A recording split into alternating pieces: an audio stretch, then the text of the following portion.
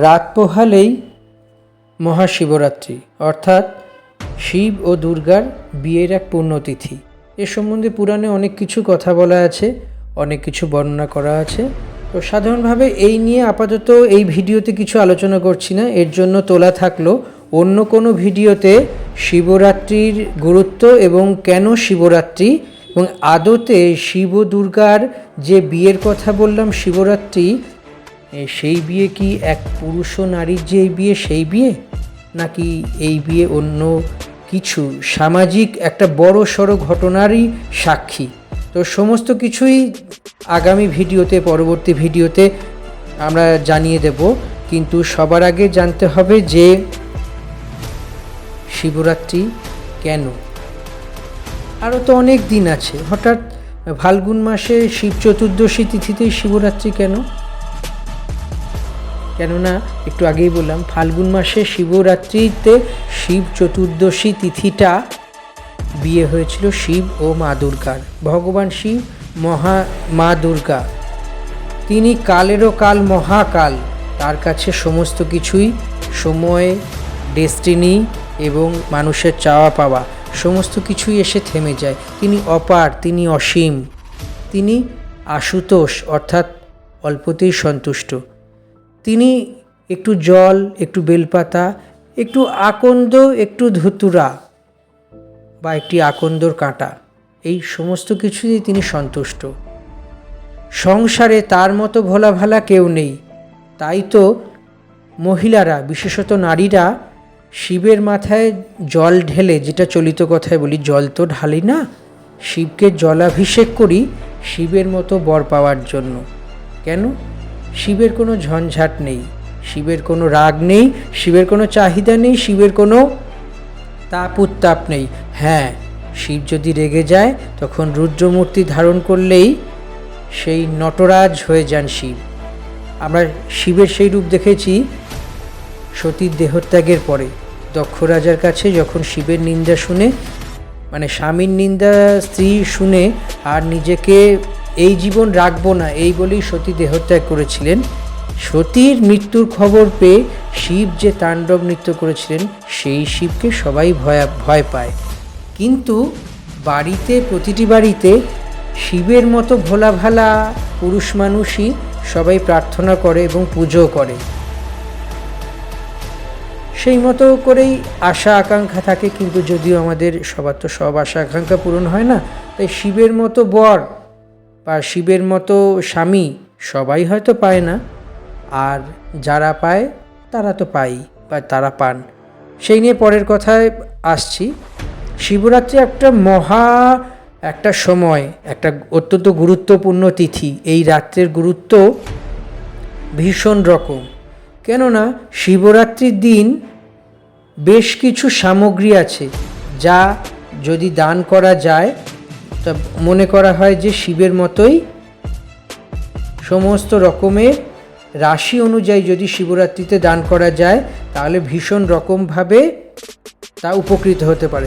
সনাতন ধর্ম এবং শিবরাত্রির পর্ব বিশেষভাবে গুরুত্বপূর্ণ। পঞ্জিকা অনুযায়ী ফাল্গুন মাসের কৃষ্ণপক্ষে চতুর্দশী তিথিতেই এই শিবরাত্রি পালিত হয়। 2026-এ শিবরাত্রি পড়েছে 15ই ফেব্রুয়ারি, অর্থাৎ আগামীকাল রবিবার।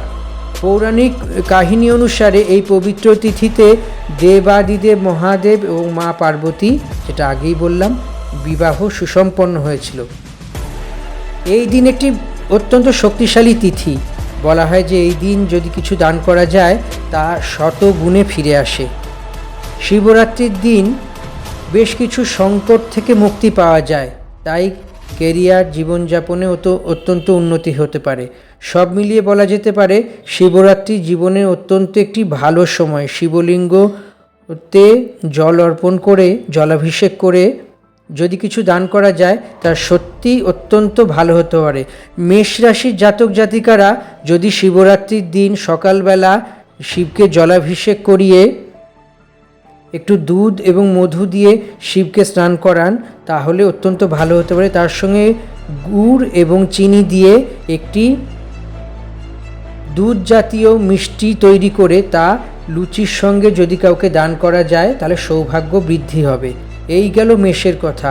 এবার বৃষ রাশির জাতক জাতিকারা কি করবেন?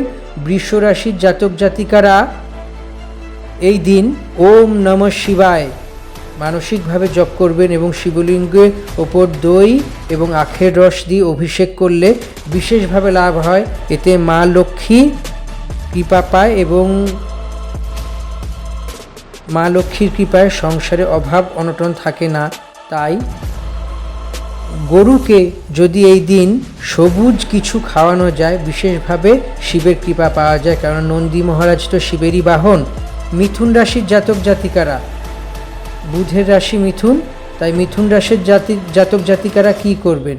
মিথুন রাশির জাতক জাতিকারা বেলপাতা অর্পণ করবেন শিবের পায়ে এবং তার সঙ্গে দুধ দিয়ে শিব অভিষেক করলে বিশেষভাবে লাভ হবে। এরপর আসছে ধনু। ধনু রাশির জাতক জাতিকারা কি করবেন? ধনু রাশির জাতক জাতিকারা কালো তিল দিয়ে শিবকে জল অর্পণ করবেন, সঙ্গে ধুতরা ফুল এবং আকন্দ মালা দিলে শিব অত্যন্ত সন্তুষ্ট হয়। শিব যদি সন্তুষ্ট হয়ে থাকেন তাহলে সমস্ত রকমের বাধা বিপত্তি জীবন থেকে দূর হয়, জীবন আরও আনন্দে সুখে ভরে ওঠে। কর্কট রাশি গেল। এবার আসছি বৃশ্চিক। বৃশ্চিক রাশির জাতক জাতিকারা শিবের পুজো দিন দুধ অর্পণ করবেন।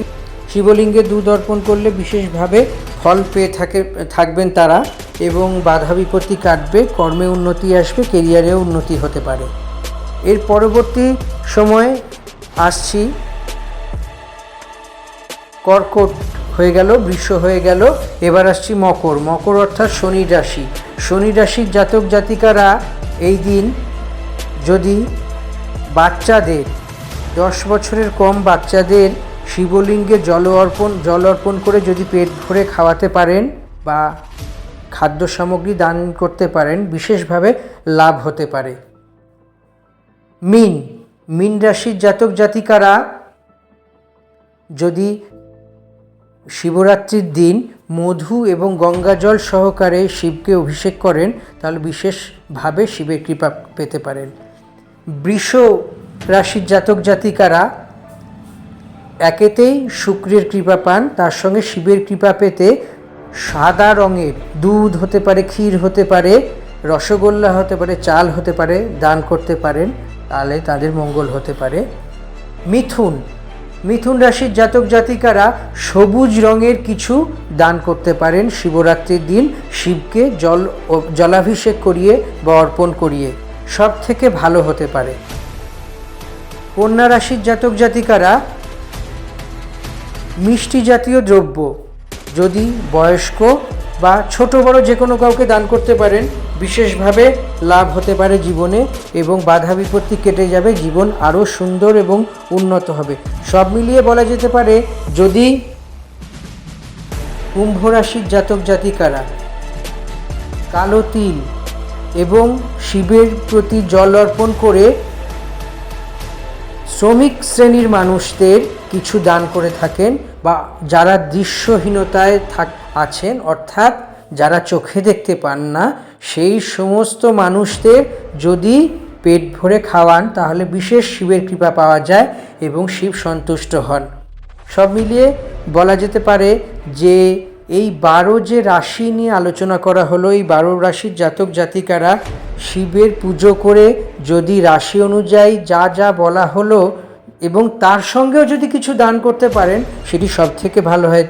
দানই জীবনের অন্যতম বড় ধর্ম। সাধারণভাবে তো দান আমরা করে উঠতে পারি না প্রতিদিনের জীবনে, তাই জীবনকে কিছুটা মূল্যায়ন করার জন্য বা জীবন থেকে কিছুটা পাওয়ার জন্য আমাদের দান করতে হয়, তবে গিয়েই আমরা পরকালে অর্থাৎ আমাদের সবাইকেই তো মৃত্যু গ্রহণ করতেই হবে। গ্রহণ বলাটাও ভুল, সবার তো মৃত্যু হবেই, তাই মৃত্যুর পরেও যেন আমরা আমাদের কাজের মাধ্যমে বেঁচে থাকতে পারি। তাই বেঁচে থাকার সময় এমন কিছু কাজ করে যেতে হবে যা মৃত্যুর পরে মানুষকে অমর করে। তাই শিবরাত্রি এমন একটা দিন, এমন একটা তিথি, এমন একটা বড় দিন, সেই দিন যদি কিছু দান করা যায় তা সত্যি শত গুণে ফিরে আসে এবং সত্যি মঙ্গল হয় এবং সব রকমের উন্নতি সাধন হয়ে থাকে জীবনে।